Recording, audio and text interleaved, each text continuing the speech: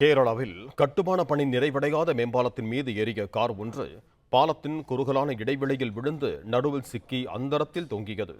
இது தொடர்பான கூடுதல் விவரங்களோடு இணைகிறார் எமது செய்தியாளர் கண்ணன். வணக்கம் கண்ணன், உங்களிடம் இருக்கும் தகவல்களை சொல்லுங்க. வணக்கம். அதாவது கேரள மாநிலம் கோழிக்கோடு பகுதியில் இருந்து கண்ணூருக்கு தேசிய நெடுஞ்சாலை வழியாக சென்றிருந்த கார் கண்ணூர் அருகே வந்தபோது காரை ஓட்டி வந்த நபர் கட்டுமான பணி நிறைவடையாத புதிய தேசிய நெடுஞ்சாலையில் தடை செய்யப்பட்ட பகுதி வழியாக காரை ஓட்டி சென்றுள்ளார்.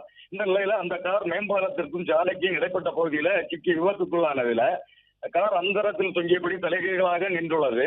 காரில் சிக்கிக் கொண்ட டிரைவர் எந்த காயமின்றி உயிர் தப்பிய நிலையில அக்கம் பக்கத்தினர் அந்த டிரைவரை ஏணி மூலம் மீட்டு வெளியே கொண்டு வந்தனர். தொடர்ந்து அங்க வந்த இடைக்கோடு தீயணைப்பு வீரர்கள் அந்த காரையும் கிரேன் மூலம் மீட்டு கீழே கொண்டு வந்த நிலையில இந்த சம்பவம் அந்த பகுதியில் பரபரப்பை ஏற்படுத்தியது. தொடர்ந்து இந்த விபத்து குறித்து போலீசாரும் விசாரணை மேற்கொண்டு வருகின்றனர். பிளே ஸ்டோர் மற்றும் ஆப் ஸ்டோரில் இருந்து பாலிமர் செயலியை QR கோடு மூலம் பதிவிறக்கம் செய்யுங்கள்.